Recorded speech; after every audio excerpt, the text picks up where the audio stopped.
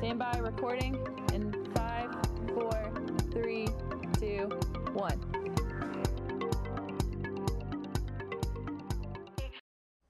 Hello and welcome to EHC-TV. I'm Khalil King. And I'm Will Seidel. Welcome back to EHC-TV for the spring semester. And Khalil, semester. it's our last one as we say that. It's our last rodeo, Seniors, spring 2019 will be out of here, man. How does it feel? Will, like I've told everybody, it feels excellent. It feels surreal. But It does. I'm wanting to make this, I've been really intentional about making this my best semester yet. So I'm really excited. The best for last? Really excited. The best for last, man. Absolutely. How you feeling? It's bittersweet, you know. I want to get out in the real world, and but people are saying, slow down, enjoy college while you got it. So, I'm gonna enjoy it while I have it for these last few months. So, but anyway, enough of that though. Who do you got on set with you today? I have with me Moises Martinez, a MLK Day assistant. So I'm going to talk to him about the event that took place yesterday. He's been involved with that, I think, for a couple years now. So absolutely. Talk about the ins and outs of that. Who do you have on set today? I've got Taylor Blevins. She just recently passed our own head coach, Ann Crutchfield, on the all-time women's scoring list, and her team's been doing really well. So I just want to talk to her about the success and how it feels to be top 3 on the EHC's women's all-time scoring list. So absolutely. Excellent. Excited about that. We will now swing it over to Cam Durr with this week's news update. I'm Cam Durr with this week's news update. Last fall, Emory and Henry partnered with ETSU to form an ROTC program, which will be the first on campus in over 100 years. The college will hold its first contracting ceremony Saturday, January 26th during the halftime at men's basketball game. The ceremony will be honoring senior cadet Emily Johnston. She will be the first cadet to be sworn in since 1918. Today, from 11 a.m. to 4 p.m., the Ampersand Center will be holding a student employment drop-in to better understand student employment, looking for open jobs on ENH Connect's student employment paperwork, resumes, interviewing, and more. Auditions for Grace Notes will be held in Byers in the Choir Room Friday, January 25th from 6 to 8 p.m. and Saturday, January 26th from 3 to 5 p.m. Those wishing to audition should come prepared to sing about 30 seconds of a song of your choosing in a cappella. Get funds, previously known as One Card, will be loaded onto student accounts on January 24th. Students wishing to live on campus during the 2019-2020 school year must turn in their residency waiver request forms by February 1st. Resident advisor forms as well as 2 references for the 2019-2020 school years are due by January 31st. That's all for this week's news. I'm Cam Durr. Hello and welcome to this news interview. I'm Khalil King, and today we have on set with us senior MLK Day assistant Moises Martinez. Welcome to the set. Thank you, Khalil. So Moises, you've been helping Mary Kay Briggs for some time now. Events ranging from, we have seniors coming on, and especially the MLK Day event. How did you kind of get involved with this? Well, I started getting involved in spiritual life, and then from there I had a job with her, working and helping her. It's pretty much financial stuff, but as well I help her set up, as you said, for concerts and deal with the audio system most of the times. Okay, awesome. So you say financial stuff. So am I looking at an accountant here, or what do No, I have a business and economics major, so it's close, but not an accountant. Super cool. So I know you did a few things within the sound systems for different events last year. What are the ins and outs of things that you did at the MLK event yesterday? Well, it's really nice to get to work with other people. I got to get to know the speaker for this time, and it was really nice to see how he thinks and how he reacts to current social issues. It's also, there's no really out. There's nothing really bad about it. I really enjoy working with it. Of course, it requires some work to put into, but I've been working really good under the leadership of Mary Kay Briggs. It makes it easy. Awesome. I mean, this is a really big day to recognize an amazing person. Do you think this working on this staff has kind of transformed you in any ways? What's the effect it's had on you? Well, it has definitely brought it closer to me. I'm from Mexico, so I definitely we don't I mean, we do celebrate, but it's not at the same level that you do here, or at least I believe Emory Henry brings it really strong. I believe that we celebrate. I mean, we have a whole day full of events to deal with it. So he has definitely brought it to me closer and understand what he has done and how it has shaped the direction of the United States. Super cool.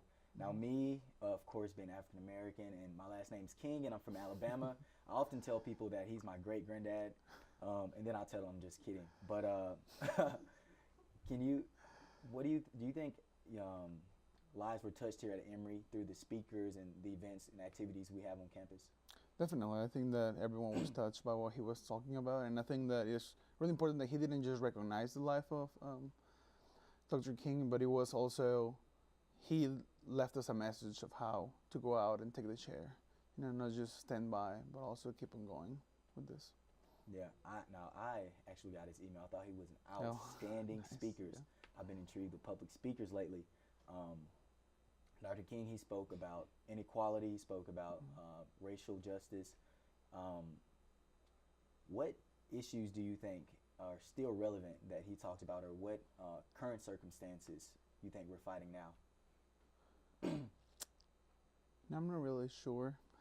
I hopefully think that any kind of social issue that we're dealing with, it relates to the same. I mean, they were protesting for something that they wanted. They were protesting for their rights. So I think the same problems that we're dealing with today can be relevant. I think the organization that they took is something that we can learn from, taking that from him. Yeah, we've definitely come a long way. And I think, you know, I mentioned yesterday on social media that sadly he wasn't able to see his dream fully coming to fruition, and we've seen a lot of change. But I think we still have a little bit of work we can do, but definitely a very special day, and I'm thankful that you helped us get that thing rolling for Emory Henry. It's a very special day. So thank you for all the work you did, and best of luck with your senior year. Oh, thank you. Appreciate that, Khalil. Of course, of course. And thank you all for watching. I will now sing it over to Luke Montalbano with this week's sports update. Hello, I'm Luke Montalbano bringing you this week's sports update. It was a busy break for the Wasps, so let's start on the hardwood. The men's basketball team had 2 games since classes started. On Wednesday, they hosted Roanoke College in a rematch from last year's ODAC championship game. The Wasps beat the Maroons 76-56. Theron Suggs led the way with 20 points, while Daniel Spencer added 17. On Saturday, the Wasps traveled to Farmville to face the Hampton-Sydney Tigers. The Wasps won the game 105-94. Spencer and Suggs once again led the way for the Wasps. Spencer had 32 points, while Suggs had 24. Spencer is also named this week's ODAC Player of the Week. The Wasps will host Washington and Lee on Saturday. The women's team traveled to Richmond to face Randolph-Macon for the second time this year in another ODAC championship game rematch. The Wasps won this game by a score of 66-59. Taylor Blevins led the way with 15 points and 11 rebounds. The Wasps will host Washington and Lee tomorrow, who handed the Wasps their first loss of the season in November. Both swimming teams were in action this weekend. The men's team lost to Hampton-Sydney 108-46, while the women's team beat both Sweetbriar and Hollins.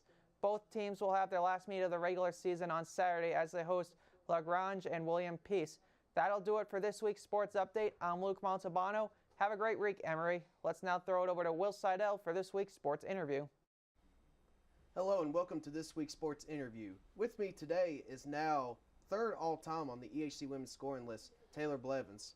Taylor, thank you for joining me. Thank you for having me. So Taylor, you came to Emory and Henry from Abingdon, Virginia. Obviously you knew about Emory and Henry College being local and all that. So what brought you to Emory and Henry? Yeah, it seems to be a recurring trend just with people, but it was really just the people I met here on my visit. I never thought I would end up here, and I did, and I'm so thankful. Yeah, absolutely. And growing up, has basketball always been your life? Like, was there other sports? I actually played softball growing up for the majority of the time, but when I started getting middle school and high school, I always played basketball growing up too. But when I really got in high school, basketball really became my thing, and I absolutely loved it and ran with it. Absolutely. And were other colleges looking at you, or was Emory and Henry just the one school you were really focused on? Or? Yeah, no, I had some other looks at D2 and at D3, but I really liked Emory. And what brought you to Emory? Was it Coach Crutchfield? Was it? Yeah, Coach Crutchfield had a huge role in it. She's very personable. She came to a lot of my games, and that was one of the main reasons I came here, just to visit. But mostly Coach Crutchfield and the people I met here. And how have you grown as a player and as a person during your 4 years? Well, your Absolutely. ongoing 4 years Yeah, right now at Emory absolutely, Henry. Like, definitely. as a player and as a basketball player, just being here and, you know, growing, and now you're one of the greatest to ever play Well, thank you. I women's appreciate basketball. that. How have you just been able to do that? Yeah, I would definitely say that my teammates and definitely coaches have helped me grow so much on the court, just skill-wise and just the person I've become, but also too in the classroom. I think it's had a huge effect, just work ethic and working hard, and just seeing results throughout the 4 years. Now, being a senior, you obviously you take on that role as a leader and leading your team. So in the preseason, you guys were getting all that hype. How did you control it and manage it with your team? Because Yeah, obviously you guys have had a really good year so far this year Thank you. and kept in the top Definitely. 25 polls for the majority of the year. Thank you. Yeah, I think most of the people on our team are very humble, so I think we definitely soaked in what we needed to get confidence, and then after that it was one in year and out the other. But yeah, just we work hard. We know that when you work hard, you see results, and nothing else really besides that matters. So coming into your senior year, your senior season, did you feel like, did you work hard in the off season, like, because this is it, like this is my final season on basketball? So how did you work out in the off season? How did you get better? Definitely, yeah, it's bittersweet. You know, it's the last season, and after like putting so much time in, it's so nice to see results as a team. But definitely, I think in preseason, this is one of the best preseasons as a team that we've had over the summer. You know, we have our workouts and weights and everything, but in preseason, we had a new addition, Coach Yance, who's had a huge impact on our team as a whole. So he's done a really good job setting up workouts for us to do 3-4 times a week. I think that was a key factor. Absolutely. Now, seeing players develop, who has impressed you so far on this women's team that's really stood out as far as player development from last year to this year? You know, I think all 5 of our starters have done an incredible job, but I really think Cindy McKinney has had a great season so far. She does a great job on the court, off the court, being a leader in the classroom, setting an example for the younger people. Has she opened up more? Because when she first came to college, she was really, really quiet. Yeah, I think she has a little bit. I think from last year to this year, she definitely has. But I would say she sets more of an example on the court more than anything, just stepping up, and when you need a shot or something like that, she's always there. Absolutely. And just recently, I mentioned this earlier, Taylor, but you are now 3rd all-time on the scoring list, passing your head coach and Crutchfield. So did she give you a little hard time about that? Like, listen, Taylor, I don't really want you passing me, or? Right, yeah. She gave me a little bit of a hard time about it, but we're always just so competitive going back and forth, so it's been really fun. It's been a good time. We always joke around about stuff like this, so definitely. She refers to herself as the GOAT, so, you know, you do what you can. Yeah, absolutely. You know, and did you keep up the points in your head during the game when you were close? Were you like, all right, I'm 5 points away, 3? Yeah, I actually had no idea. Yeah, I had no clue. So after the game, I figured it out, and besides that, I really was unsure. And you also, WCYB came and interviewed you too. Yeah. How was that? That was probably a really Yeah, cool that was experience. awesome. That was really kind of them to come and set everything up for that. But that was really the first I'd ever heard of it, and I had no idea how many points I was being away from it, and it aired Sunday, so it was after the game. So, but yeah, that was really nice of them. I really appreciate it. And Randolph-Macon, they came here Saturday, and you guys beat, or y'all went? We went to, there. Y'all Yep. went to Randolph-Macon, Yeah. excuse me. And you guys beat them. It was kind of a close contested game for the Yeah, most part, and definitely. they didn't have Kelly Williams. So Yeah. can you explain how big of a difference that is? Oh my Not having goodness. 6'3", 6'4" Kelly Yeah. Williams down low in the presence, because Yeah, you had to definitely. be matched up with her a lot. Yeah, it definitely made it just a little bit easier being in the post, not being pushed around and shoved around by a big 6'4" girl. But it definitely is a game changer for the ODAC for the rest of the season, ODAC championship game and whatnot. But yeah, it's a huge impact, huge factor not having her there. Absolutely. Now the latest loss y'all had Guilford. It was Yes. a really Yeah. really ugly game. Yes. Probably, agree. I think Coach Crutchfield said it was probably the worst next to Washington and Lee. Can you explain just what happened? Oh my goodness, yeah. I can't really pinpoint one thing that really turned the game down, but I just know in the first half we're down by 20, and it was just trying to dig ourselves out of a hole from the get-go. I think from then we've worked on defense a lot. We figured out what we needed to fix in the 2-3 zone and whatnot, but we're improving, learning, and taking it on and running with it. And, you know, the team last year went a game deep Yeah, into the, well, definitely. 2 games deep into the NCAA playoffs. It was their first time women's ever made the tournament, so that had to be remarkable. And y'all brought everybody back, so Yeah. all that experience, Definitely. plus a good freshman class that came in. So how do you guys move forward now, knowing that you guys are really improving as a team from last year, Absolutely. and you guys are now still in top 25? Right, definitely, yeah. It definitely sets a standard for what we need to reach for this upcoming season. That's a goal that we strive to get to. And then once you're there and you know how that feels, you want to strive to get back there. But I definitely just think it's a standard for our team now. We expect to get there. We expect to do the things we did last year. So the goal, I'm assuming, is regular season ODAC champs. Definitely. Then ODAC tournament champs, because y'all let that one get away from you, Yeah, the ODAC tournament. we did. Absolutely. Did that affect you guys at all, that ODAC tournament title game? Yeah. Because that was a really barn burner and a Oh couple my goodness, miscues in the final No, minute. definitely, yeah.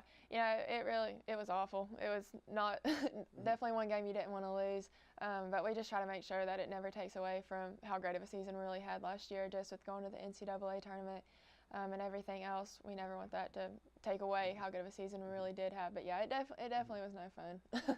Taylor, last question here. What are you planning to do outside of basketball? Like, once you finally hang up the sneakers for good, are you planning to coach? What do you want to do with your life? Actually taking the opposite route. So I'm majoring in biology here and hopefully going to physician assistant school after I graduate. So start that application process at some point. But yeah, so that's the plan for after Absolutely school. will. Taylor, good luck to you the rest of the season. And thank you so much for joining me on set. Absolutely. Thank you for having me. Thank you. For sure. And thank you guys for watching. We will now send it over to Khalil King with this week's rant. I have never been this cold before. This weather is outrageous. I have on a hat, gloves, a coat, and a turtleneck, and I'm still shivering. My chest muscles are moving like Terry Crews's. You know, this weather is doing me an injustice. It's taking Emory Henry College, the friendly college I know, and people are now so focused on how cold they are that I don't get a warm, fuzzy wave, a warm, fuzzy smile as I walk on the yellow brick road. Now it's messing with my mental space. It's the red brick road. I was on Twitter yesterday, and the president tweets about the cold condition of our nation, talking about global warming. Now here I am analyzing extreme weather. Now I'm going on a tangent, but the gist is this. I'm an Alabama boy in southwest freezing Virginia. I know Bristol and this area's weather can be uncommon, but this is not my bag. So it's my last semester. I'm gonna need some warm weather back. Freeze off. I'm Khalil King, and this has been my rant.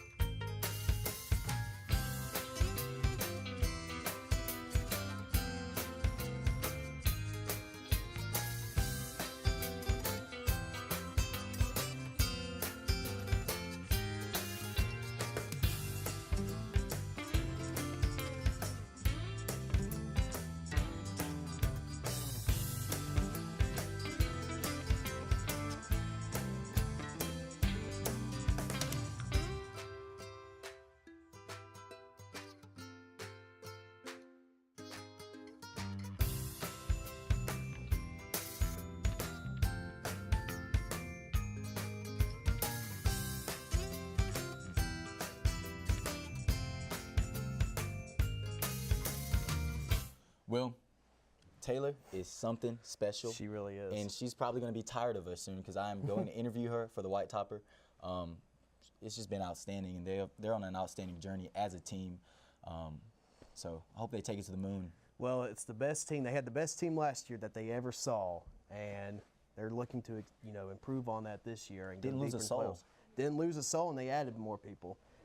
But Moises Martinez, man, I'm telling you what, great, outstanding dude. Has Oh, done yeah. a lot. Has done a lot for this college. Absolutely, he was a solid choice for you. Yeah, I appreciate that. He's a special cat, and it was really good. He was kind of nervous to come on set, but he came and he I think crushed so. it, and he just adds a lot of value to this college. So He's a sharp it kid was, too. it was really special to get him out.